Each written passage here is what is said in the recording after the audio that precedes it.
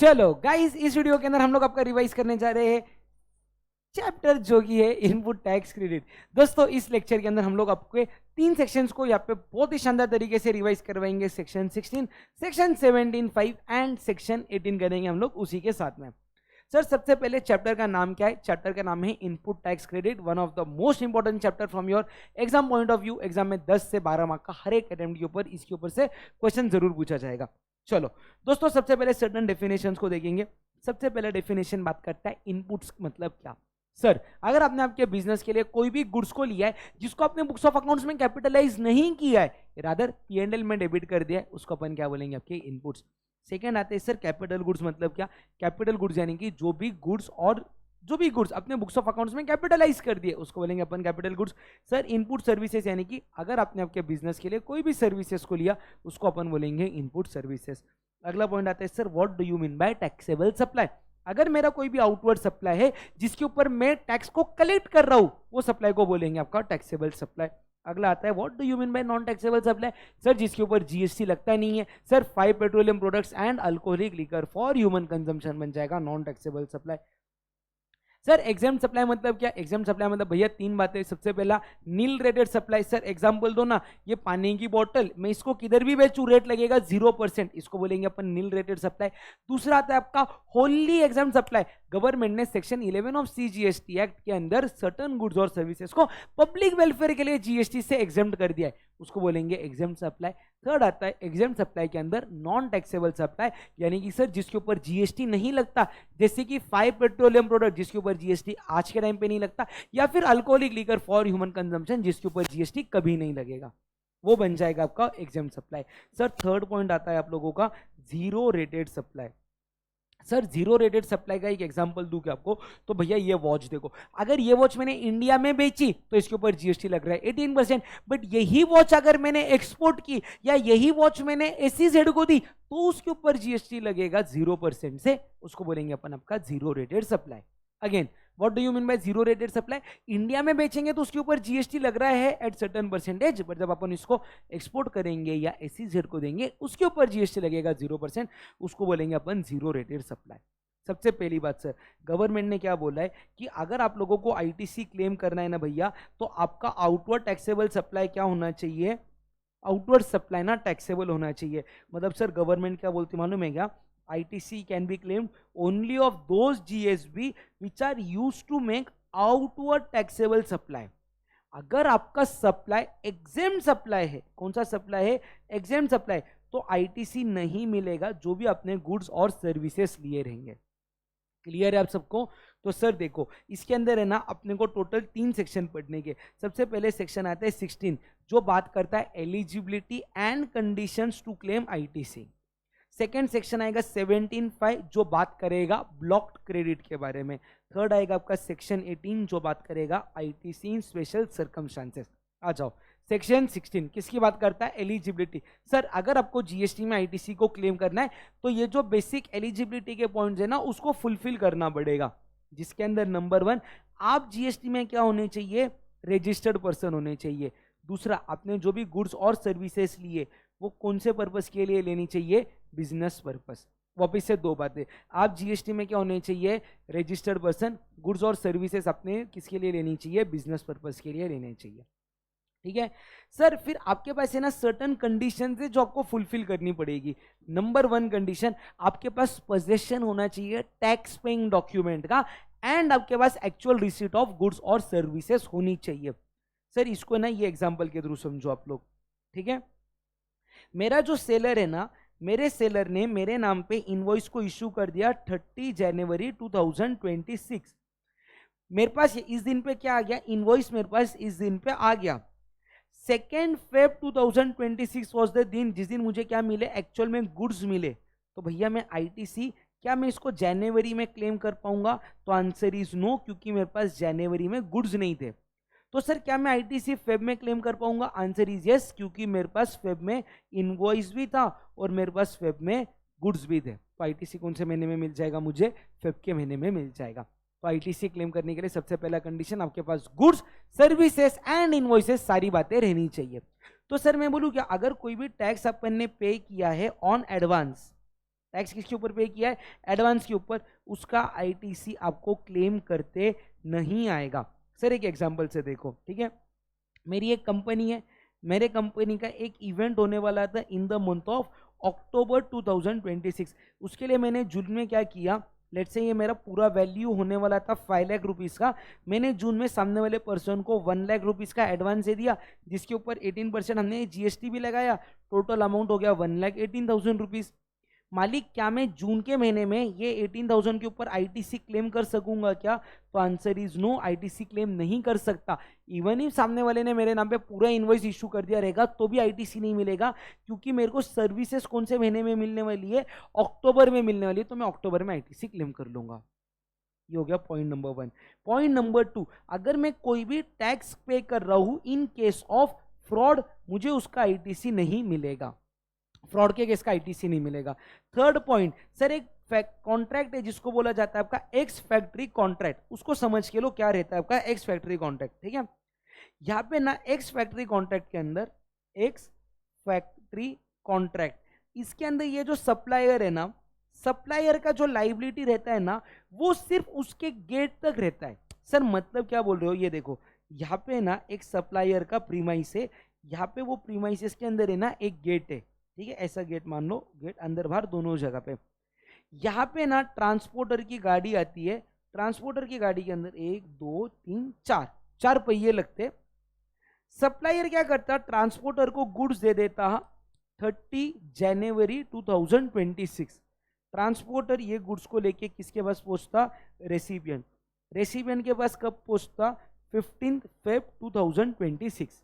और मान लो जिस दिन गुड्स निकल रहे थे ना, उसी दिन सप्लायर ने इनवॉइस इश्यू कर दिया, किसको इनवॉइस दे दिया उसने, रेसिपिएंट को, यानी कि इनवॉइस का डेट क्या है मेरा, 30 जनवरी 26। तो अभी सवाल ये है कि ये जो रेसिपिएंट है इसको आईटीसी कौन से महीने में मिलेगा।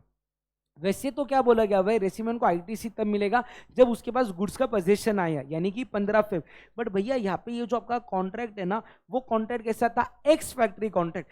यहाँ पे रेसिपिएंट को माना जाएगा कि 30 जनवरी, जिस दिन सप्लायर ने रेसिपिएंट को पूरा लाइबिलिटी दिया ना, ऐसे माना जाएगा कि रेसिपिएंट को उसी दिन गुड्स मिल गए।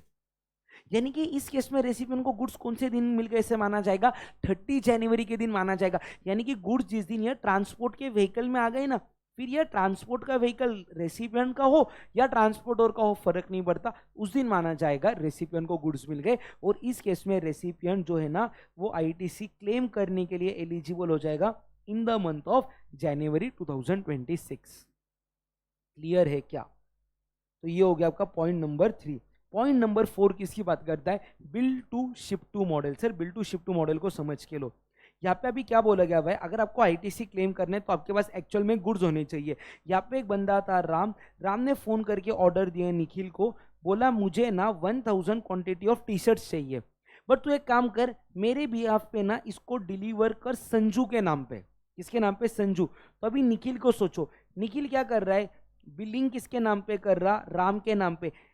वो सिर्फ शिपिंग बोल दो या तो सिर्फ क्या बोल दो, डिलीवरी बोल दो, वो किसके नाम पे कर रहा है, संजू के नाम पे। अगेन यहाँ पे ये जो सप्लायर है ना, सप्लायर जो है वो बिलिंग किसके नाम पे कर रहा है, राम, बट वो शिपिंग किसके नाम पे कर रहा है, संजू। तो भैया ऐसे बोलते, जिस दिन गुड्स संजू ने रिसीव किए ना, ऐसे माना जाएगा कि goods are received by Ram.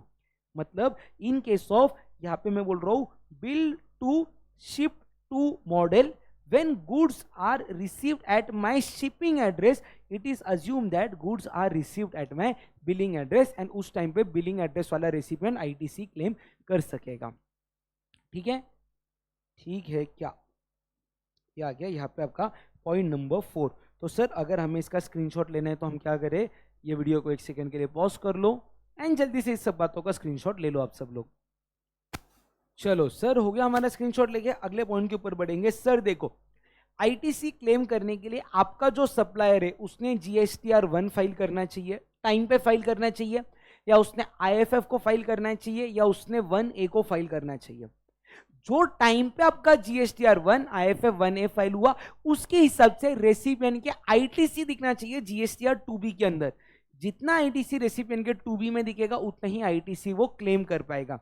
Sir 2B के अंदर आईटीसी दिखता है, अगर आपको आईटीसी क्लेम करना है तो आपको उसके लिए क्या फाइल करना पड़ेगा, GSTR 3B फाइल करना पड़ेगा। वो भी से 3 बातें, अगर आपको आईटीसी क्लेम करना है तो आपके सप्लायर ने क्या फाइल करना चाहिए, या तो GSTR 1 या तो IFF या तो 1A। रेसिपिएंट के 2B में वो आईटीसी दिखना चाहिए। आपको आईटीसी क्लेम करने के लिए GSTR 3B को फाइल करना पड़ेगा। ठीक है सर, आईटीसी क्लेम करने का लास्ट डेट क्या रहेगा, तो लास्ट डेट रहेगा अर्लियर ऑफ, जो फाइनेंशियल ईयर की आप बात कर रहे हो उसके बाद में का 30 नवंबर, या तो date of annual return whichever is earlier. Sir example से समझो, अगर मैं बात करूं फाइनेंशियल ईयर 25-26 की, तो ये 25-26 का एनुअल रिटर्न का ड्यू डेट वो क्या होता है 31 दिसंबर 2026। केस 1, एनुअल रिटर्न को अगर आप लोग फाइल कर रहे हो 15 दिसंबर 26, तो ये साल का आईटीसी क्लेम कब तक कर पाओगे, तो क्लेम करोगे earlier of 30 November following the financial year. तो 30 नवंबर आफ्टर फाइनेंशियल ईयर कहने से 30 नवंबर 2026 आएगा, या तो date of annual return whichever is earlier क्या आएगा आपका 30 नवंबर। बट सर मान लो अगर एनुअल रिटर्न आपने फाइल किया 5 अक्टूबर 2026, तो last date to claim ITC क्या बन जाएगा आपका 30/11/26, और 5/10/2026 विच एवर इज अर्लियर वो आ जाएगा 5/10/2026। क्लियर है। उसके बाद में सर अगला पॉइंट क्या बोल रहे कि अगर आपकी डेबिट नोट जो है ना, डेबिट नोट वो कोई अगले फाइनेंशियल ईयर में इशू हुई थी, तो last date to claim ITC for that amount in debit note shall be as per the last due date of such financial year in which the debit note was issued. Sir example से बताओ क्या हो गया भैया, ऐसे समझो कि एक पर्सन ने जनवरी 2026 में सप्लाई किया, सप्लाई में उसने इनवॉइस में अमाउंट कितना लगा दिया, लेट से 10 लाख रुपए का इनवॉइस करके दे दिया। इनवॉइस किसने दिया, सेलर ने दिया। किसको दिया इनवॉइस, बायर को। सेलर को ना बाद में याद ही नहीं आया, अचानक से उसको कहीं तो भी मई 2026 में याद आया, अरे ये अमाउंट है ना 10 लाख रुपीज अपने से गलत लग गया है, ये अमाउंट होना चाहिए था 12 लाख। अमाउंट कितना होना चाहिए था 12 लाख। तो उसने मई महीने में क्या इशू कर दिया, डेबिट नोट को इशू किया। कितने रुपीस के लिए इशू कर दिया, 2 लाख। तो सर अभी लास्ट डेट ऑफ ये जो इनवॉइस है ना, इनवॉइस कौन से फाइनेंशियल ईयर में जा रहा था 25-26, तो इसका लास्ट डेट क्या बन जाएगा 30 नवंबर 26, और annual return whichever is earlier क्या था आपका, ये वाला डेटा क्या। बट सर यहाँ पे ये जो डेबिट नोट है ये कौन से फाइनेंशियल ईयर में इशू हो रही थी 26-27, तो इसका लास्ट डेट अलग से निकालो। इनवॉइस का लास्ट डेट डेबिट नोट का लास्ट डेट नहीं हो सकता, इसका लास्ट डेट क्या बन जाएगा 30 नवंबर 2027, और annual return 27 which ever is earlier. ठीक है, तो अगर डेबिट नोट एंड इनवॉइस का ईयर अलग अलग है तो आपको अलग अलग चेक करना पड़ेगा। अगला पॉइंट किसकी बात कर रहा है यहाँ पे, अभी वो बात कर रहा है कि सर अगर गुड्स आपको लॉट्स में मिलने वाले तो आप लोग आईटीसी तब क्लेम कर पाओगे जब आपके पास क्या आ रहा है, लास्ट लॉट। आईटीसी कब क्लेम करोगे, लास्ट लॉट। तो एग्जाम के अंदर ध्यान से देखना, एग्जाम में आपको बोलेंगे compute the ITC for the month of March 2025 example, और आपको क्या देंगे कि मार्च में आपको 3rd लॉट मिल रहा out of the 5th lot, तो भैया आप मार्च में आईटीसी क्लेम नहीं कर पाओगे। आपको आईटीसी तब मिलेगा जब आपके पास लास्ट लॉट का रिसीट होगा। ठीक है, उसके बाद में अगला पॉइंट कि सर अगर आपने टैक्स कंपोनेंट के ऊपर डेप्रिसिएशन को क्लेम किया है तो उसके ऊपर आपको आईटीसी नहीं मिलेगा। वो पीछे क्या बोल रहे हैं, अगर आपने टैक्स कंपोनेंट के ऊपर डेप्रिसिएशन को क्लेम किया है उसके ऊपर आईटीसी नहीं मिलेगा। सर अगला पॉइंट क्या बोल रहे हैं, amount of tax to be paid to government up to 30 सितंबर following the financial year, if not paid by supplier up to 30 September, then ITC to be reversed by recipient up to the 30 November without interest। पर अगर recipient ने 30 नवंबर तक भी payment नहीं किया तो recipient को इंटरेस्ट पे करना पड़ेगा। बट बाद में जब सप्लायर ने गवर्नमेंट को टैक्स दे दिया, रेसिपिएंट को वापस से आईटीसी मिल जाएगा। सर कुछ भी नहीं समझा, एग्जाम्पल से समझाओ, ध्यान से सुनना। यहाँ पे एक ट्रांजेक्शन हुआ था between supplier and recipient. Recipient ने सप्लायर को 11,80,000 रुपीज का पेमेंट कर दिया, जिसके अंदर से 10 लाख रुपीज था टैक्सेबल अमाउंट, और यहाँ पे 1,80,000 रुपीज का था आपका टैक्स का अमाउंट। ये ट्रांजैक्शन आपका कौन से पीरियड का था, फेब 2026, यानी कि कौन से फाइनेंशियल ईयर का था 25-26। आइडियली फेब का पेमेंट सप्लायर ने जब वो फेब का 3B फाइल करेगा तब गवर्नमेंट को करना चाहिए था। तो यानी कि एक्चुअल इसका ड्यू डेट क्या था पेमेंट करने का, जो 3B का डेट रहता है लेट से वो था आपका 20 मार्च 2026। बट सप्लायर ने ये पेमेंट किया ही नहीं गवर्नमेंट को, तो गवर्नमेंट बोल रही है हम लोग कब तक रुकेंगे सप्लायर तेरे से पेमेंट लेने के लिए, 30 सितंबर फॉलोइंग द फाइनेंशियल ईयर। अच्छा, फाइनेंशियल ईयर खत्म होने के बाद में 30 सितंबर कौन सा आएगा, 2026। सप्लायर हम तुझे इतना टाइम लिमिट देते हैं टैक्स का पेमेंट कर दे। अगर मालिक सप्लायर ने यहां तक भी टैक्स का पेमेंट नहीं किया तो रेसिपिएंट को क्या बोला है कि तुझे 30 November following the financial year तक ये जो तूने आईटीसी क्लेम किया था ना, आईटीसी क्या किया था क्लेम, उसको क्या करना पड़ेगा, रिवर्स करना पड़ेगा। कॉपी से सुन के लो, अगर सप्लायर ने पेमेंट नहीं किया 30 सितंबर फॉलोइंग द फाइनेंशियल ईयर तक, तो जो आईटीसी क्लेम किया था रेसिपिएंट ने उसको रिवर्स करना पड़ेगा 30 नवंबर तक। सर अगर उसने 30 नवंबर तक रिवर्स किया, यहाँ पे कोई भी इंटरेस्ट पे करने की जरूरत नहीं है। बट अगर आफ्टर 30 नवंबर रिवर्सल हो रहा है, आफ्टर 30 नवंबर हो रहा, तो इधर इंटरेस्ट भी पे करना पड़ेगा। अच्छा सर, इसके बाद में सप्लायर ने अगर गवर्नमेंट को बाद में टैक्स पे कर दिया, यानी कि एग्जांपल इस केस में सप्लायर ने टैक्स पे किया गवर्नमेंट को 14 फेब 2027, तो यहाँ पे रेसिपिएंट को बोल रहे तू आईटीसी को रीक्लेम करने का, जब सप्लायर ने गवर्नमेंट को टैक्स पे किया, फिर ये कभी भी पे करने दो, कभी भी पे करने दो, नो टाइम लिमिट। तुझे हम लोग कोई भी टाइम लिमिट का रेस्ट्रिक्शन नहीं लगा रहे, तो आईटीसी को क्या करने का, रीक्लेम। बट आईटीसी में सिर्फ कौन सा कंपोनेंट, टैक्स कंपोनेंट को रीक्लेम करते आएगा। ठीक है सर, यानी कि ये जो इंटरेस्ट को पहले पे किया था आप उसको रीक्लेम नहीं कर सकोगे। समझा क्या सर? ये एग्जाम्पल बहुत ही शानदार एग्जाम्पल है। अगर आप लोग लिखना चाहते हो तो 1 मिनट के लिए वीडियो को पॉज कर लो, लिख लो जल्दी से सब लोग। ओके सर, हो गया स्क्रीनशॉट लेके, परफेक्ट। चलो ये वाला पॉइंट बहुत ही डिटेल में मैंने आप लोगों को समझा दिया। अगला पॉइंट भी मैं डिटेल में समझाऊंगा, पहले रीड करता हूं प्रोविजन क्या बोलता है। Amount to be paid by the recipient to supplier within 180 days of the date of invoice. If not paid, then reverse the ITC along with 18% interest from the date of claiming the ITC up to the date of reversal of ITC. Sir समझो, समझो sir क्या हो गया, यहाँ पे ना supplier ने, यहाँ पे सप्लायर ने रेसिपिएंट को इनवॉइस इशू किया। इनवॉइस का डेट क्या था, लेट से 1 जनवरी 2026। तो कहना है इसे सप्लायर ने जब उसका जनवरी का GSTR1 फाइल किया था तब यहाँ पे लाइबिलिटी शो कर दिया रहेगा। सर मान लो यहाँ पे लाइबिलिटी है आपका 25,000 रुपीज का जीएसटी का अमाउंट, 25,000 रुपीज का कौन सा अमाउंट है, जीएसटी का अमाउंट। रेसिपिएंट के जनवरी के 2B में कहने से आईटीसी शो होगा, कितने रुपीस का शो होगा, 25,000 रुपीज का शो होगा। बट ये रेसिपिएंट जब जनवरी का 3B को फाइल करेगा तब कहने से वो आईटीसी को क्लेम करेगा, तब क्या करेगा, उसको क्लेम। अच्छा ऐसे मान लो जनवरी का जो ड्यू डेट है ना, वो ड्यू डेट है आपका 20 फेब, क्या ड्यू डेट है, 20 फेब 2026। एक्चुअल फाइलिंग डेट अपन देखेंगे यहाँ पे, एक्चुअल फाइलिंग डेट था 18 फेब 2026। ठीक है, यहां से अभी रेसिपिएंट को क्या बोला गया था कि मालिक आपको है ना 180 डेज के अंदर पेमेंट करना है। आपको पेमेंट कितने दिन में करना है, 180 डेज के अंदर आपको पेमेंट करना है। चलो सर 180 डेज अपन देखेंगे कब आते, कहना से जनवरी के 30 डेज, फेब के 28 डेज। करो सब लोग मेरे साथ कैलकुलेट।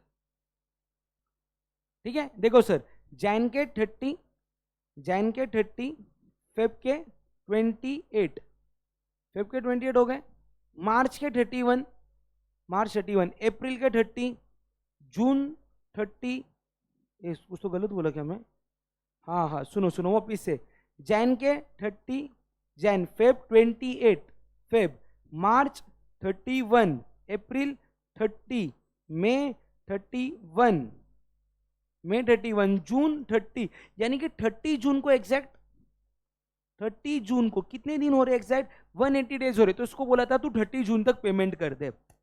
भैया उसने 30 जून तक पेमेंट नहीं किया, तो जो जून के बाद में तारीख आती है 3B की, देखो आफ्टर जून जो 3B का डेट आता है, कहने से जून खत्म होने के बाद में जो आप 3B फाइल कर रहे हो वो जून महीने का 3B फाइल कर रहे हो। लेट्स से आपने जून महीने का 3B कब फाइल किया, 20 जुलाई 2026। तो आपको क्या बोला, आपको 25,000 को क्या करना पड़ेगा, रिवर्स करना पड़ेगा, साथ में आपको 18% का इंटरेस्ट भी पे करना पड़ेगा। सर 18% इंटरेस्ट का डेट कब से चालू होगा, तो आपको पेमेंट करने देखो 25,000 का ही आपका टैक्स कंपोनेंट प्लस इंटरेस्ट कितना है आपका 25,000 इंटू 18% इंटू जब से आपने आईटीसी को क्लेम किया था। आपने आईटीसी को क्लेम कौन सी डेट पे किया था, 18 फेब।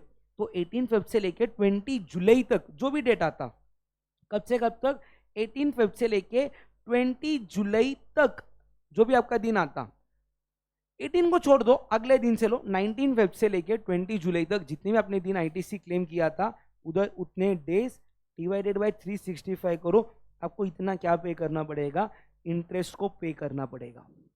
ठीक है सर, लेकिन बाद में क्या हो गया ना, ये जो रेसिपिएंट है ना ये बहुत अच्छा था, उसने दिसंबर 2026 में, या तो एक ऐसे पकड़ो सर, उसने क्या किया 14 फेब 2027 के दिन रेसिपिएंट ने सप्लायर को वापस से अमाउंट दे दिया।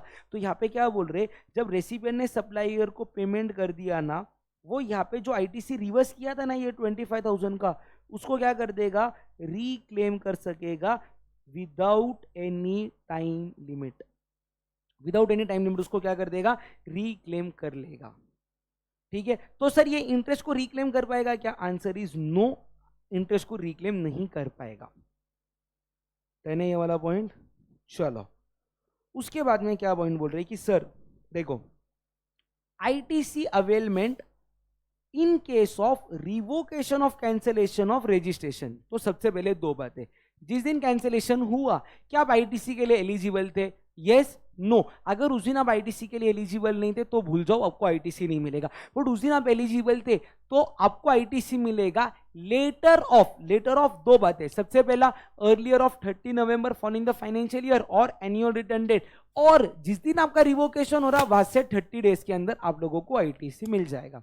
सर वापिस से एक बार सुनो, ITC availment in case of revocation of cancellation. सबसे पहली बात, जिस दिन आपका कैंसिलेशन हुआ था क्या उस दिन आप लोग आईटीसी के लिए एलिजिबल थे क्या, यस नो। नो रहेगा तो आपको आईटीसी मिलेगा ही नहीं, यस तो उस दिन चेक करो क्या आईटीसी कब तक मिलेगा, लेटर ऑफ। दो बातें, लेटर ऑफ दो बात तो मैं पहले बात, अर्लियर ऑफ 30 नवंबर और annual return, second 30 days from the date of revocation of cancellation. समझा, समझा सर, एग्जाम्पल से समझो, बहुत ध्यान से सुनना, 3-4 एग्जाम्पल्स लूंगा मैं इस पॉइंट के ऊपर। ठीक है सर, थोड़ा सा डिटेल में जाएंगे, कोई फर्क नहीं पड़ता, क्योंकि काफी सारे स्टूडेंट जब ये क्लास में पढ़ते कहीं भी उनका स्किप हो जाता है, मैं आराम आराम से समझाऊंगा, को ध्यान से देखो। सर देखो मैं बात कर रहा हूँ फाइनेंशियल ईयर 24-25 की। सर एनीवेज में इसका last date to claim ITC जो है ना वो रहेगा आपका 30 नवंबर 2025। उसके बाद तो आप वैसे भी क्लेम नहीं कर सकोगे। ठीक है, देखो सर केस नंबर 1, मेरा है ना ये साल का रजिस्ट्रेशन कैंसल हुआ था 1 जुलाई 2025 और ये मेरा रजिस्ट्रेशन रिस्टोर हो गया था 1/8/2025। तो जिस दिन मेरा रजिस्ट्रेशन कैंसिल हुआ था कहने से मैं एलिजिबल था आईटीसी क्लेम करने के लिए। हाँ, तो मेरे को आईटीसी कब तक क्लेम करता है मालूम है क्या, लेटर ऑफ, क्या बोल रहे, लेटर ऑफ सबसे पहला 30 नवंबर 2025 और जो मेरा एनुअल रिटर्न का डेटा, अभी मैं मान लूंगा एनुअल रिटर्न हमेशा 31 दिसंबर है। ठीक है, उतना आप समझ जाना, इन दोनों में का अर्लियर लो, अर्लियर 30 नवंबर आ गया और जिस दिन मेरा रिस्टोर हुआ ना वहां से 30 डेज का टाइम दिया गया है मुझे, यानी कि मैं बोलूँ 31 अगस्त 2025, इनमें का लेटर, तो यहाँ पे आंसर क्या आ जाएगा मेरा 30 नवंबर 2025। पॉइंट 1 क्लियर हो गया, ओके मालिक। सब पॉइंट नंबर 2, सर ऐसा ही एग्जांपल लेते हैं अपन, ऊपर वाला ही लेते। ठीक है, मेरा रजिस्ट्रेशन कैंसिल हो गया था 1/7/2025, सर मैंने उसको रिस्टोर कर दिया 1/8/25 और सर मैंने एनुअल रिटर्न को भी फाइल कर दिया। एनुअल रिटर्न को मैंने फाइल कर दिया, कब फाइल कर दिया सर, 10/8/25। कब फाइल कर दिया, 10/8/25। जान दो 10/8/25 नहीं लेता, इतना आपके एग्जाम में नहीं आएगा, लेट से 11/11/25। कब फाइल कर दिया, 11/11/25। तो सर अभी आईटीसी कब तक क्लेम कर पाऊंगा, तो as on the date of cancellation I was eligible to claim ITC, है ना, क्योंकि मेरा लास्ट डेट क्लेम करने का क्या था 30 नवंबर 2025। तो मैं आईटीसी कब तक क्लेम कर पाऊंगा मालूम है आपको, जो मेरा 30 नवंबर 2025 वाला डेट है, या मेरा एनुअल रिटर्न का डेट, वो क्या है अभी 11 नवंबर 25, इन दोनों में का अर्लियर ले लो, और लेटर में चेक करो जब से रिस्टोर हुआ था वहां से 30 डेज, यानी कि 31/8/25। तो भैया इन दोनों में का अर्लियर क्या आता, 11 नवंबर आता। अभी मैं कंपेयर करूंगा 11 नवंबर को और 31 अगस्त को, लेटर क्या आता 11 नवंबर। तो last date to claim ITC क्या बन गया, 11 नवंबर बन गया। ठीक है सर। केस नंबर 3, मेरा रजिस्ट्रेशन कैंसल हो रहा है 1/7/25, मेरा रजिस्ट्रेशन रिस्टोर हो रहा है 15 जनवरी 26। अभी मैं आईटीसी कब तक क्लेम कर सकता, तो आईटीसी क्लेम करने के लिए दो बातें, एक तो earlier of 30 November following the financial year, और annual return whichever is earlier, और जिस दिन आपका रिस्टोर हो रहा है ना वहां से आपको कितने दिन का टाइम दिया गया हुआ है 30 डेज, यानी कि 15 फेब 26। इन दोनों में अर्लियर क्या था 30 नवंबर, 30 नवंबर और 11 फेब 2026 में लेटर क्या था 11 फेब। तो आप आईटीसी कब तक क्लेम कर सकोगे 11 फेब 2026। ठीक है सर। लास्ट केस नंबर 4, मेरा फाइनेंशियल ईयर 24-25 का रजिस्ट्रेशन कैंसिल हो रहा है 1 जनवरी 2026। तो मैं अभी आईटीसी कब तक क्लेम कर सकता for financial year 24-25, I will say I can not claim ITC, क्योंकि जिस दिन मेरा कैंसिलेशन हो रहा मैं उस दिन एलिजिबल नहीं था टू क्लेम आईटीसी। देख लो दोस्तों, ये 4 एग्जांपल्स है, 4।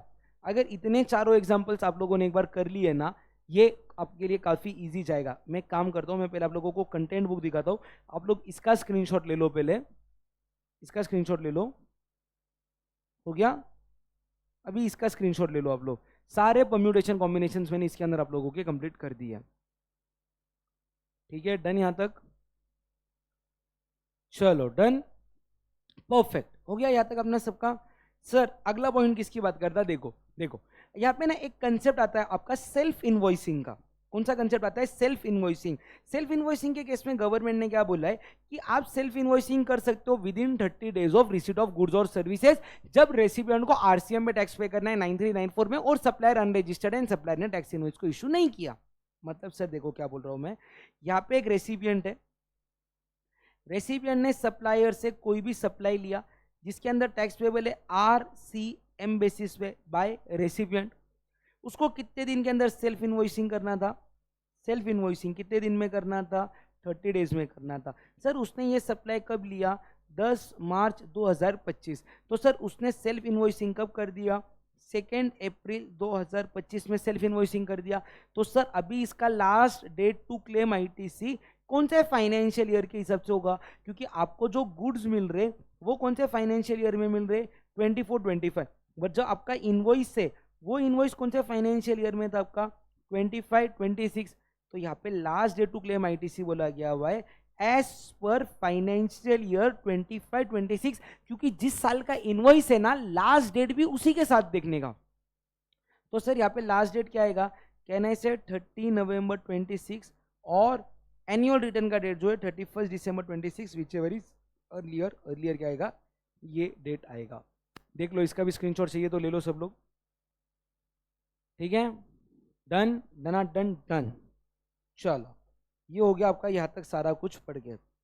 सर अगला पॉइंट किसकी बात करता है, सर अगला पॉइंट बात करता है blocked credit. Sir blocked credit यानी कि आप गवर्नमेंट को कुछ भी बोलो, गवर्नमेंट आपको आईटीसी क्लेम करने के लिए दे ही नहीं रहा। उसके अंदर सबसे पहला आता है आपका मोटर व्हीकल। सिर्फ मेरी बात सुनो, जैसे जो एक्शन मैं कर रहा आप लोग भी करो, आंसर 100% याद रहेगा। मोटर व्हीकल का सबसे पहले पर्पस देखो, गुड्स ट्रांसपोर्ट, पैसेंजर ट्रांसपोर्ट। सब लोग एक्शन करो, घर पे देख रहे हो मेरे को मालूम है, फिर भी एक्शन करो। मोटर व्हीकल कितनी बातें, 2 बातें, goods transport, passenger transport. Goods transport ITC मिलेगा, passenger transport seating capacity driver को पकड़ के up to 13, more than 13 ITC मिलेगा, अप टू 13। पर्पस देखो कई के लिए ले रहे, 2 पर्पस, 3 T's अदर्स आईटीसी नहीं मिलेगा।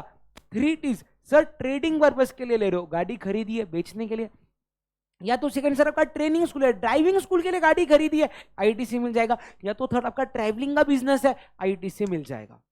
वापिस से सर 3 बातें, ठीक है। देखो सब लोग बोलो मेरे साथ, मोटर व्हीकल कितनी बातें, सबसे पहले 2 बातें, पर्पस चेक करेंगे, goods transport, passenger transport. Goods transport ITC मिलेगा, passenger transport seating capacity driver को पकड़ के 2 बातें, up to 13, more than 13 ITC मिल जाएगा, अप टू 13 पर्पस 2 बातें। 3 T's अदर्स आईटीसी नहीं मिलेगा। 3 T's ट्रेडिंग का बिजनेस है, ट्रेनिंग का बिजनेस है, ट्रैवलिंग का बिजनेस है, आईटीसी मिल जाएगा, ठीक है सर। उसके बाद में मोटर व्हीकल के अंदर है ना 3 बातें नहीं आती है, मतलब ये तीनों को नहीं मानने का, बाकी सबको मोटर व्हीकल मानने का। सबसे पहले अगर कोई भी व्हीकल आपका फिक्स लाइन पे चल रहा है या फिक्स रेल पे चल रहा है, उसको मोटर व्हीकल नहीं मानेंगे। सेकेंड, कोई भी व्हीकल को अगर डिजाइन किया है जो स्पेसिफिकली एनक्लोज्ड प्रीमाइस के अंदर काम करता है, उसका आईटीसी नहीं मिलेगा।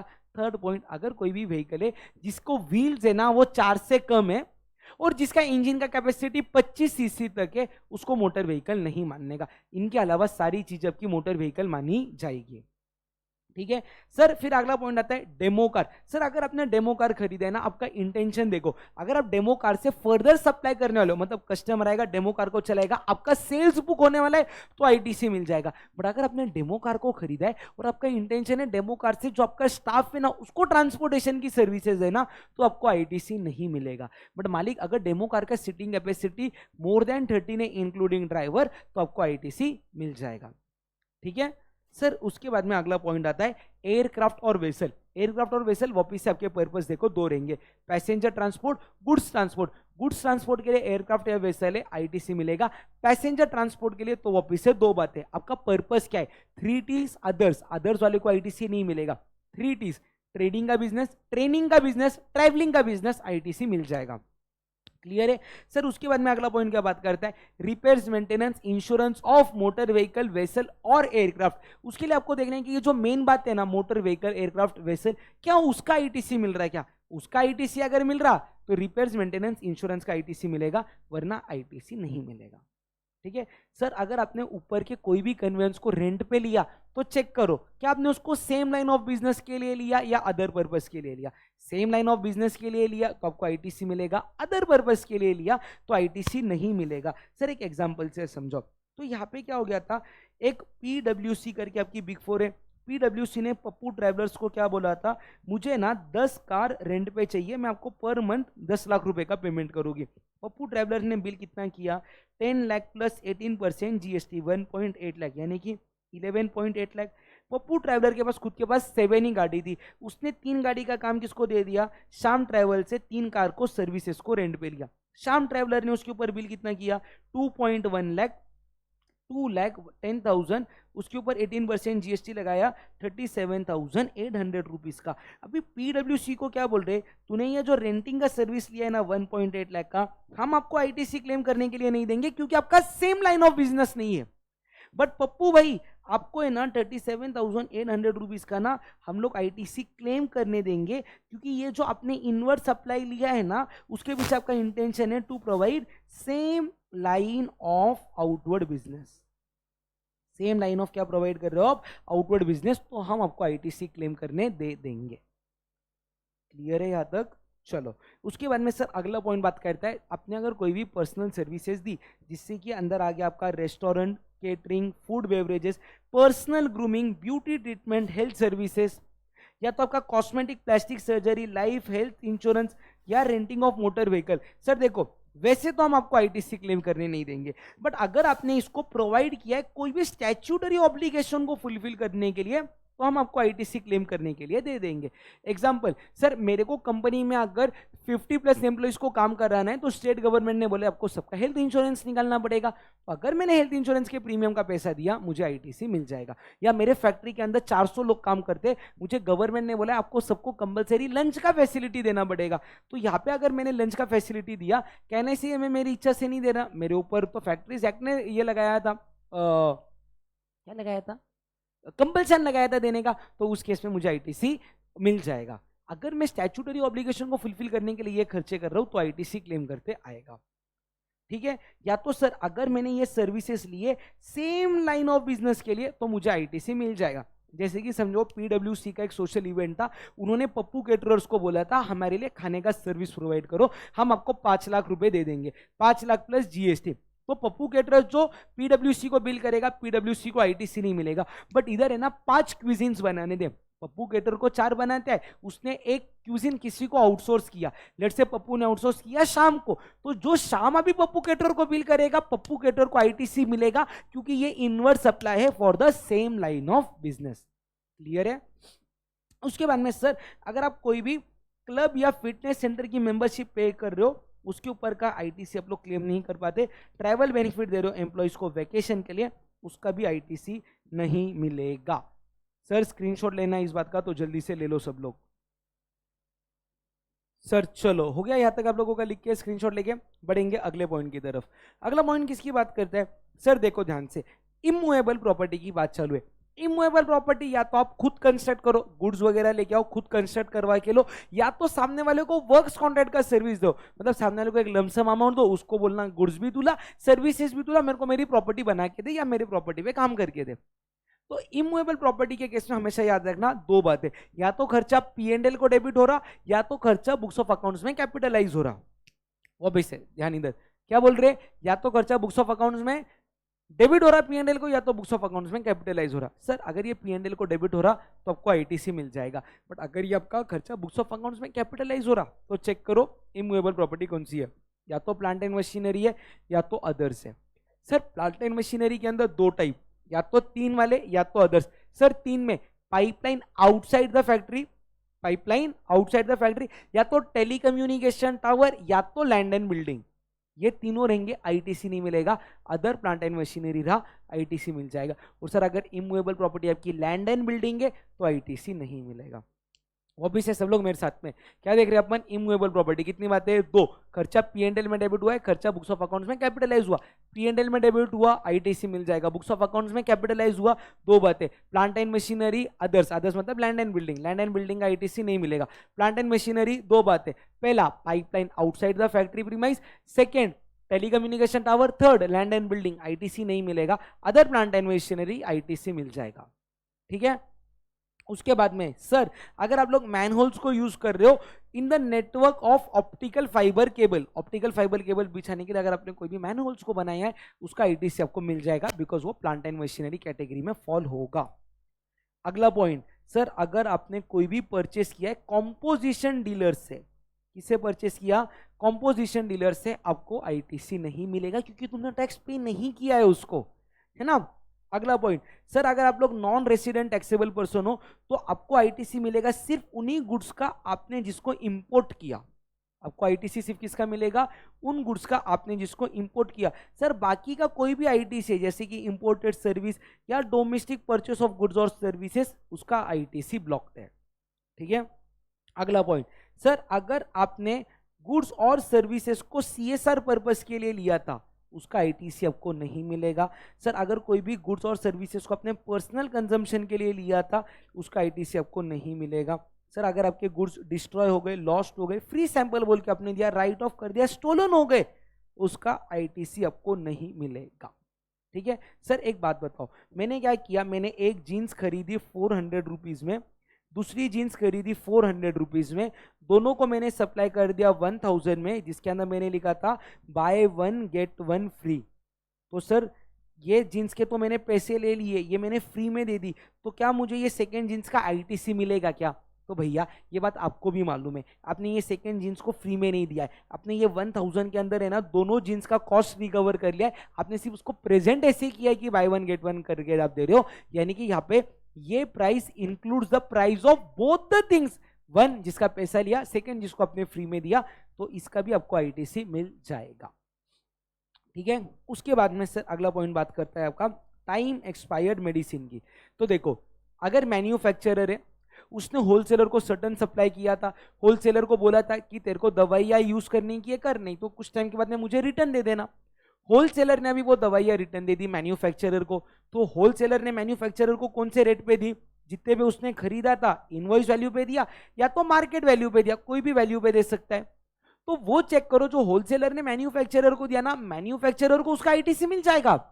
बट अगर मैन्युफैक्चरर ने उसको प्रोसेस करके आगे बेचा तो ही आईटीसी मिलेगा। मतलब अगर होलसेलर ने मैन्युफैक्चरर को एक्सपायर्ड मेडिसिन को दे दिया एंड मैन्युफैक्चरर ने उसको डिस्ट्रॉय कर दिया, राइट ऑफ कर दिया, डिस्पोज कर दिया या डंप कर दिया, तो आईटीसी नहीं मिलेगा। ठीक है। और सर अगर कॉम्पोजिशन डीलर है, होलसेलर कौन है, कॉम्पोजिशन डीलर है या अनरजिस्टर्ड पर्सन है, तो कहने से मैन्युफैक्चरर को आईटीसी मिलेगा ही नहीं, क्योंकि उसने टैक्स पे किया ही नहीं रहेगा होलसेलर को। ठीक है सर, कुछ चीजें मेरे हिसाब से भी समझो, मैं ना थोड़ा सा रिवीजन रिकॉर्ड कर रहा हूं, है ना।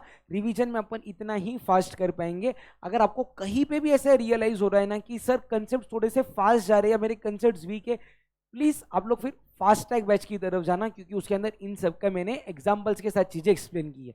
यहाँ पे अपन रिवीजन में सिर्फ रिवीजन जितना ही एक्सप्लेन कर पाएंगे। ठीक है सर, खत्म हो गया आपका सेक्शन 17। लास्ट सेक्शन आता है आपका सेक्शन 18, जो बात करता है आईटीसी इन स्पेशल सर्कमस्टांसेस। सर इसके अंदर क्या बोल रहे हैं कि देखो, आप लोग है ना फर्स्ट टाइम जीएसटी के अंदर रजिस्ट्रेशन ले रहे हो, फर्स्ट टाइम, तो आपका रजिस्ट्रेशन क्यों रह सकता है, या तो आप कंपलसरी लायबल थे रजिस्ट्रेशन के लिए, या तो आप कौन से बेसिस पे ले रहे हो, वॉलेंटरी। वापिस से सेक्शन 18 बात करता है आप लोग कंपलसरी लायबल थे रजिस्ट्रेशन के लिए सेक्शन 22 या 24 में, या तो आप रजिस्ट्रेशन ले रहे हो वॉलेंटरी बेसिस में। अगर आप कंपलसरी लायबल थे रजिस्ट्रेशन लेने के लिए और आपने एप्लीकेशन 30 डेज में भी कर दिया, वापिस से आप लोग लायबल थे रजिस्ट्रेशन लेने के लिए, आपने 30 डेज में एप्लीकेशन कर भी दिया, तो जिस दिन आप लायबल थे उसके एक दिन पहले आपके पास जो भी इनपुट्स है, raw material, semi finish goods, finish goods, उसका आईटीसी आप लोगों को मिल जाएगा।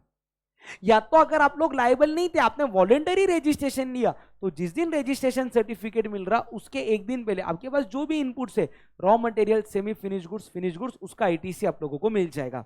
मालिक, आपको कोई भी कैपिटल गुड्स का आईटीसी नहीं मिलेगा। ठीक है सर। सेकंड केस बात करता है आप सेक्शन 10 में रजिस्टर्ड थे, अभी आप सेक्शन 9 में आ रहे, या पहले आपका सप्लाई एग्जेम्प्ट हुआ करता था, अभी वो सप्लाई टैक्सेबल बन रहा।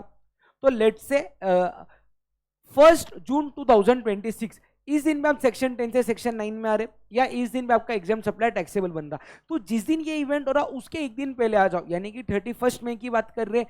31 मई के दिन आपके पास जो भी इनपुट्स है, raw material, semi finish goods and finish goods, उसका आपको आईटीसी मिल जाएगा। साथ ही साथ में आपको कैपिटल गुड्स का भी आईटीसी मिलेगा।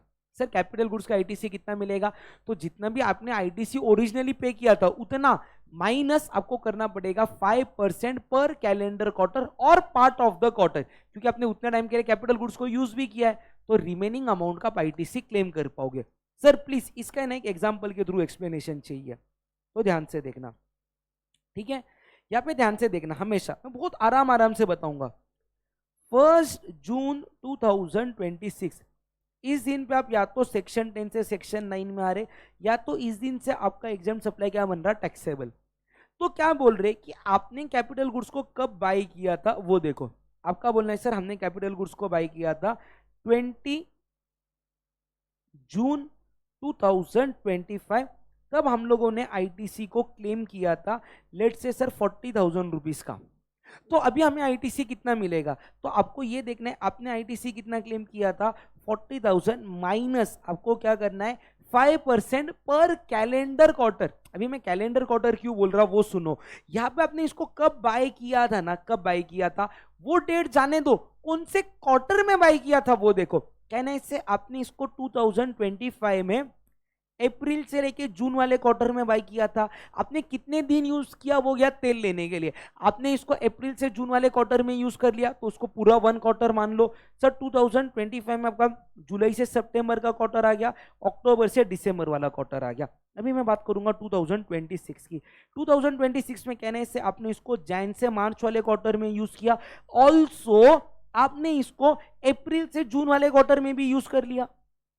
कौन से क्वार्टर में यूज कर लिया, अप्रैल से जून वाले क्वार्टर में भी आपने उसको यूज कर लिया, है ना। तो आपने टोटल कितने क्वार्टर को यूज किया, इसको 3 + 2, यानी कितने क्वार्टर यूज हो गया, 5 क्वार्टर यूज हो गया।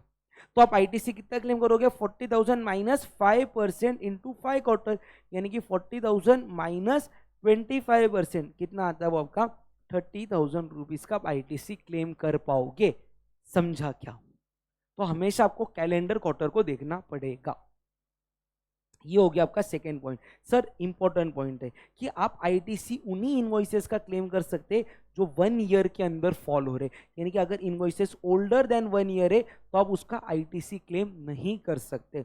सर ये देखो, ये जो अपन ने एग्जांपल देखा था, कहने से अभी 1 जून 2026, देखो यहाँ पे 1 जून 2026 इस दिन से आप सेक्शन 10 से सेक्शन 9 में आ रहे, तो क्या बोला गया हुआ है कि इसके 1 साल पहले की डेट चेक करो। 1 साल पहले इसकी डेट क्या आएगी आपकी, लेट से एक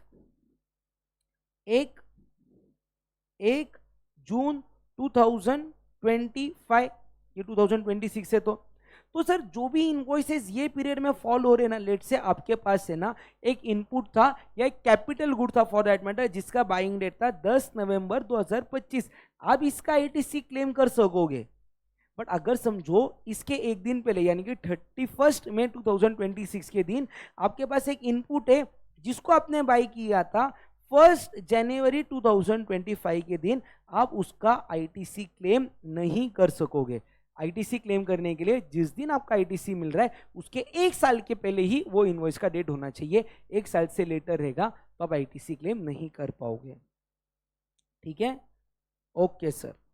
सर अगला पॉइंट बात करता है person ceases to be a taxable person under section 9, यानी कि पहले मैं सेक्शन 9 के अंदर बिजनेस कर रहा था, अभी मैं सेक्शन 10 में शिफ्ट हो गया, या मेरा टैक्सेबल सप्लाई एग्जेम्प्ट हो गया, या मैंने मेरा बिजनेस बंद कर दिया ड्यू टू एनी रीजन, यानी कि मैं अभी सेक्शन 9 में टैक्स पे करने के लिए लायबल नहीं हूं।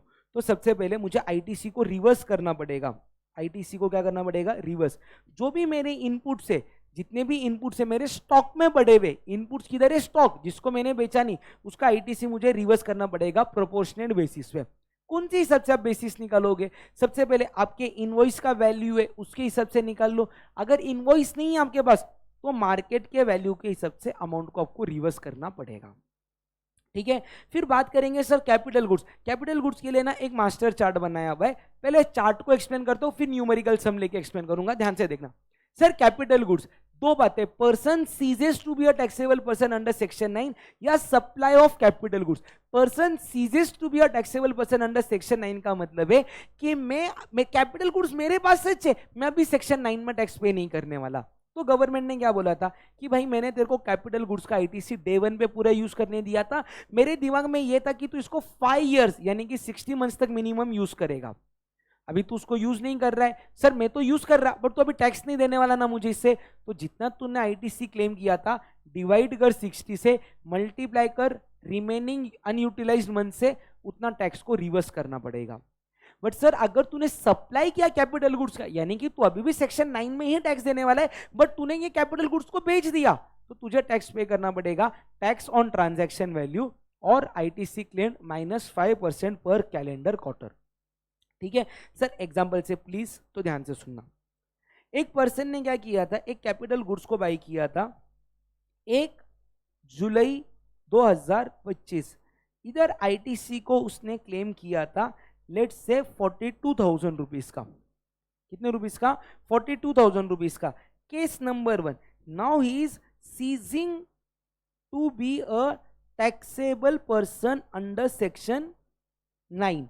अच्छा, ये जो भी अभी ट्रांजैक्शन हो रहे हैं ना, ये आपके ट्रांजैक्शन कब हो रहे, लेट्स से 11 Feb 2026 के दिन ये सारे ट्रांजैक्शन हो रहे हैं आपके। तो सबसे पहले ट्रांजैक्शन में क्या हो रहा है, अभी आप सेक्शन 9 में टैक्स पे करने से सीज हो रहे हो, तो आपको आईटीसी कितना रिवर्स करना पड़ेगा। तो आपने आईटीसी क्लेम कितना किया था 42,000, डिवाइडेड बाय 60 कर लो, मल्टीप्लाई करो रिमेनिंग अनयूटिलाइज्ड मंथ। गवर्नमेंट ने आपको कितने महीने यूज करने बोला था, 60। अच्छा देखो, आपने 1 जुलाई से, मैं बोलूं 1 अगस्त तक एक महीना यूज किया, 1 अगस्त मतलब 1 सितंबर तक दूसरा महीना सितंबर, अक्टूबर नवंबर दिसंबर, जैन फेब, 1 फेब को आपके 7 महीने खत्म हो गए, बट 1 फेब के बाद में भी आपने थोड़े दिन यूज किया ना, 1 फेब से 11 फेब तक, तो उसको पूरा महीना मान लो, मतलब आपने उसको 8 मंथ यूज किया, तो अनयूज कितने मंथ्स हो गए आपके 52। तो 42,000 divided by 60 into 52, 42,000 divided by 60 into 52, आपको 36,400 का आईटीसी क्या करना पड़ेगा, रिवर्स करना पड़ेगा। सर केस 2, आपने ये कैपिटल गुड्स को सप्लाई कर दिया on which tax payable is equal to ₹12,000। मतलब आपने कैपिटल गुड्स को बेच दिया, वो टैक्स ऑन ट्रांजैक्शन वैल्यू आ रहा है 12,000। तो अभी आपको टैक्स कितना पे करना पड़ेगा, या अमाउंट कितना पे करना पड़ेगा? तो अमाउंट आपको पे करना पड़ेगा हायर ऑफ दो बातें में tax on transaction value. Tax on transaction value कितना है आप लोगों का? 12,000 रुपीज है। Tax on transaction value 12,000 rupees हो रहा। दूसरा, आपने जितना आईटीसी क्लेम किया था उसमें से माइनस करो 5% पर कैलेंडर क्वार्टर। सर आईटीसी कितना क्लेम किया था आप लोगों ने? 42,000 था ना? हाँ, 42,000 माइनस 5% पर कैलेंडर क्वार्टर। अच्छा, अभी कैलेंडर क्वार्टर को अपन निकालेंगे। कहने से 2025 में आपने इसको 2 कैलेंडर क्वार्टर यूज किया। आपने उसको अप्रैल से जैन से मार्च यूज नहीं किया, अप्रैल से जून यूज नहीं किया, जुलाई से सितंबर, अक्टूबर से दिसंबर यूज किया। और सर आपने इसको 2026 में कितने क्वार्टर यूज किया? 1 क्वार्टर यूज किया। तो टोटल कितने क्वार्टर हो गए आपके? 3 क्वार्टर हो गए। तो यहाँ पे आप क्या करोगे? 42,000 माइनस 5% इंटू 3 क्वार्टर, यानी कि 42,000 माइनस 15% करो, कितना आता? 35,700। आपको इतना टैक्स पे करना पड़ेगा। बट सर ऐसे मान लो ना कि जब आपने इसको सप्लाई किया, इसके ऊपर टैक्स पेबल आ रहा था 48,000, तो आपको टैक्स कितना पे करना पड़ा रहता था? 48,000 और 35,500 विच एवर इज हायर, यानी कि 48,000। ये देख लो, ये रहा पूरा स्क्रीन के ऊपर आपके सामने। पहले प्रोविजन है, पहले 1 मिनट है, प्रोविजन को रीड करेंगे सब लोग फटक से। जल्दी से रीड कर लो।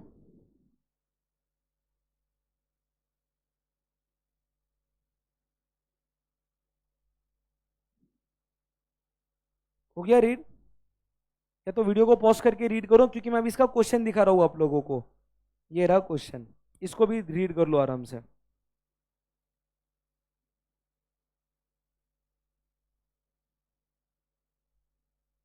Done,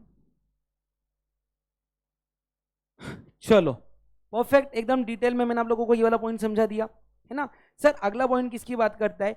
change in constitution of business. Change in constitution का मतलब क्या है? मेरा बिजनेस पहले चल रहा था ओल्ड पैन कार्ड के ऊपर, लेट से पार्टनरशिप, अभी वो कंपनी में चला गया। या तो पहले कंपनी भी काम कर रही थी, उन्होंने मर्जर करके ए भी बना दिया। तो ये जो ओल्ड पैन कार्ड है ये तो अभी बंद हो गए, तो इसका बिजनेस बंद हो गया, मतलब इसका जीएसटी नंबर बंद हो गया। तो ये बिजनेस जो नवे लोगों को ट्रांसफर हुआ है, नवे लोगों को इसका आईटीसी क्लेम करते आ जाएगा। ये पॉइंट यहाँ पे बताया गया हुआ है। बट हाँ सर, अगर आपका डीमर्जर का केस हो रहा, या एक स्टेट के अंदर पहले आपका एक रजिस्ट्रेशन था, अभी आप उसी स्टेट के अंदर मल्टीपल रजिस्ट्रेशन ले रहे हो, तो आपको आईटीसी अपोर्शन करना पड़ेगा। डीमर्जर के केस में जो आपकी रिजल्टेंट कंपनी है उसको आईटीसी देना पड़ेगा, और जहाँ पे आप मल्टीपल रजिस्ट्रेशन ले रहे हो फॉर एवरी अदर प्लेस, उनको आपको आईटीसी बांटना पड़ेगा। जिनको भी आप आईटीसी बांट रहे हो, आप आईटीसी बांटोगे in the ratio of value of asset. वो एसेट के ऊपर आपने आईटीसी क्लेम किया था या नहीं किया था फर्क नहीं पड़ता, जो वैल्यू ऑफ एसेट का रेशियो है उसके अंदर आपको आईटीसी को बांटना पड़ेगा। ठीक है सर, लास्ट के 2 चीजें इस चैप्टर के अंदर से।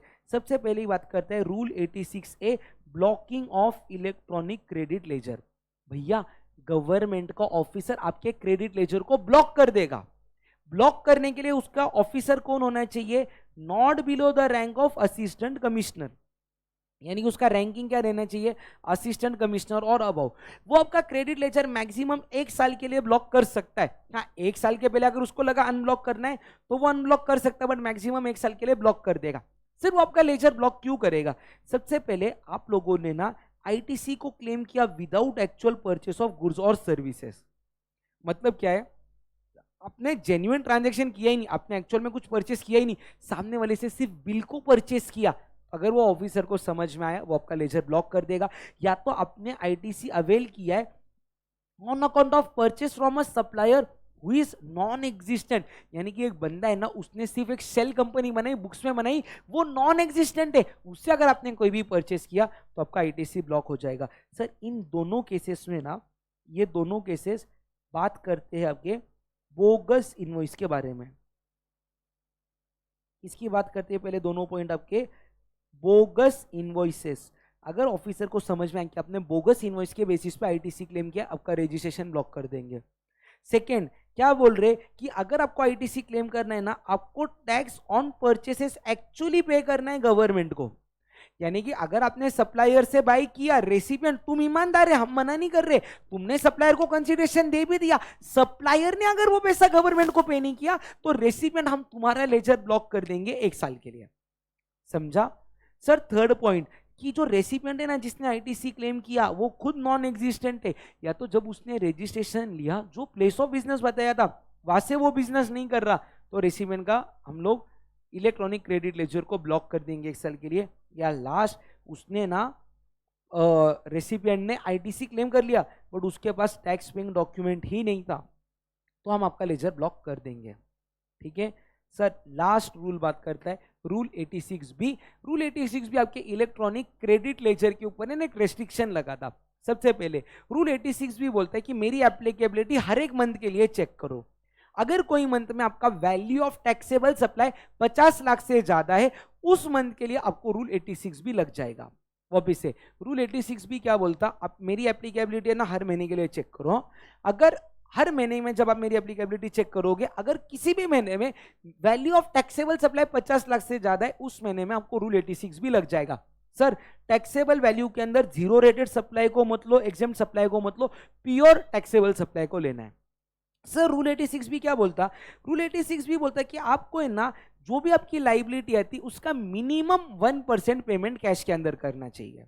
लेट्स से आपकी लाइबिलिटी 10 लाख है, तो 10 लाख का 1% कितना आता, 10,000 रुपीज आता। 10 लाख, हाँ 10,000 आपको मिनिमम 10,000 कैश में पे करना है। सर, मेरी लाइबिलिटी 10 लाख है, मेरे पास 50 लाख का आईटीसी पड़ा है। गवर्नमेंट बोलती है वेरी गुड, बट 10 लाख का 1% कितना आता, 10,000 तू उतना कैश में पे कर दे, बचा हुआ तू आईटीसी से यूज कर ले। मतलब तू मैक्सिमम आईटीसी को कितना यूज कर पाएगा, 99% मैक्सिमम आईटीसी को यूज कर पाएगा। ठीक है, वापिस से रूल 86B का एप्लीकेबिलिटी हर महीने के लिए चेक करो। कोई महीने में अगर आपका टैक्सेबल सप्लाई 50 लाख से ज्यादा है, उस महीने में आपको रूल 86B एप्लीकेबल हो जाएगा। 50 लाख की लिमिट के लिए सिर्फ टैक्सेबल सप्लाई देखना है, उसके अंदर आपका ये नहीं देखोगे, आप जीरो रेटेड सप्लाई नहीं देखोगे, एग्जेम्प्ट सप्लाई नहीं देखोगे। रूल 86B बोलता आपको मिनिमम 1% आपका पेमेंट किस में करना है, कैश में, मैक्सिमम आप 99% लाइबिलिटी को यूज कर सकोगे। ठीक है सर, रूल 86B के ना कुछ एक्सेप्शंस है। क्या एक्सेप्शन है, ये इंपॉर्टेंट है, एग्जाम में सीधा डायरेक्ट 4 मार्क का क्वेश्चन आ सकता कि state the exceptions to rule 86B। क्या आएगा, ध्यान से सुनना। सबसे पहले वो जो पर्सन है ना, वो खुद पर्सन यानी कि proprietor, firm, LLP, AOP, trust, company या बॉडी कॉर्पोरेट, जो भी पर्सन है उसने खुद ने, या फिर एचयूएफ के बिहाफ पे कर्ता ने, कंपनी के बिहाफ पे या तो एमडी या तो होल टाइम डायरेक्टर, या तो फर्म के बिहाफ पे 2 पार्टनर्स, या तो एओपी बीओआई के बिहाफ पे मेंबर्स ऑफ मैनेजिंग कमेटी, या तो ट्रस्ट के बिहाफ पे ट्रस्टीज। वापिस से, या तो पर्सन खुद, या तो एचयूएफ के बिहाफ पे करता, फर्म के बिहाफ पे 2 पार्टनर्स, कंपनी के बिहाफ पे एमडी या whole time director, AOP BOI के बिहाफ पे मेंबर्स ऑफ मैनेजिंग कमेटी, या तो ट्रस्ट के बिहाफ पे ट्रस्टीज ने पिछले दोनों साल में, दोनों साल, ईच ईयर इंडिविजुअली, मिला के नहीं, दोनों साल में अलग अलग, हर साल में 1 लाख से ज्यादा का इनकम टैक्स पे किया, वो पीरियड के लिए जिसका रिटर्न फाइल करने का ड्यू डेट चला गया है, वो पिछले दोनों साल में अगर 1 लाख से ज्यादा इनकम टैक्स पे किया तो आपको रूल 86B एप्लीकेबल नहीं होगा। सेकेंड, सर अगर समझो अपन फाइनेंशियल ईयर 25-26 की बात कर रहे हैं और पिछला फाइनेंशियल ईयर 24-25 में आपको income tax input tax credit का रिफंड मिल रहा है 1 लाख से ज्यादा का, तो आपको अगले फाइनेंशियल ईयर के लिए रूल 86B नहीं लगेगा। पॉइंट नंबर 3, सर देखो मान लो आप इस फाइनेंशियल ईयर में हो, लेट से आप बात कर रहे हो फेब महीने की, कौन से महीने की बात कर रहे हो आप, फेब 2026 की, तो हम ना फेब 2026 के पहले के आपके फाइनेंशियल ईयर के मंथ्स को देख रहे हैं, जो चालू हुए रहेंगे आपके अप्रैल 25 से लेके जैन 2026। अभी मैं यहाँ पे क्यूमुलेटिव बात कर रहा, ऐसी बात कर रहा हूँ, क्यूमुलेटिव आपकी लाइबिलिटी कितनी थी वो चेक करो, एंड इसका है ना मिनिमम, इसका मिनिमम 1% कैश में पेमेंट हुआ है क्या वो चेक करो। यानी कि अगर मैं फेब में हूं ना, तो फेब के पहले मेरे पूरे साल की लाइबिलिटी निकालो और उसका क्या मिनिमम 1% कैश में पेमेंट हुआ है क्या चेक करो, अदर देन आरसीएम वाला। आरसीएम को छोड़ के कैश वाला पेमेंट देखो, क्योंकि आरसीएम के लिए वैसे भी आपको आईटीसी नहीं मिलेगा, आपको उसको कैश में पेमेंट करना है। वापिस से जो महीने में आपको उसके महीने के पूरे फाइनेंशियल ईयर की ना टोटल लाइबिलिटी निकालो, उसके सामने आपका कैश का पेमेंट चेक करो, आरसीएम वाला छोड़ के बचा हुआ कैश का पेमेंट चेक करो। अगर वो 1% ऑफ टोटल लाइबिलिटी आपने पे किया तो फेब के मंथ में आपके लिए रूल 86B एप्लीकेबल नहीं होगा। रूल 86 बी का एप्लीकेबिलिटी हर महीने में चेक करते, इस महीने में आपके ऊपर एप्लीकेबल नहीं होगा, ठीक है। और लास्ट में बोलते रूल 86 भी एप्लीकेबल किस किस को नहीं है, गवर्नमेंट का department, public sector undertaking, local authority, statutory body. Clear है, क्लियर है गाइस। 1 आवर दैट्स इट, 1 घंटे के अंदर मैंने आपका सेक्शन 16, 17, 5, 18 बहुत ही डिटेल तरीके से पूरा यहाँ पे रिवाइज करवा दिया है। तो यस, अगर वीडियो पसंद आ रहा है तो प्लीज लाइक कर देना, कमेंट कर देना, ताकि मुझे भी मोटिवेशन मिले आप लोगों के लिए नए नए वीडियोस लेके आने के लिए। चैनल पे नए हो तो सब्सक्राइब करना। और यस, सबसे इंपॉर्टेंट, आपके सभी सीए इंटर के फ्रेंड जिनका अटेम्प्ट मई 26 से जैन 27 में है, या फिर आपके सीएमए इंटर के दोस्त जिनका अटेम्प्ट दिसंबर या जून 2026 में, ये वीडियो को प्लीज उनके साथ शेयर जरूर कर देना, ठीक है। चलो that's it for the day guys, see you all in next video, bye bye.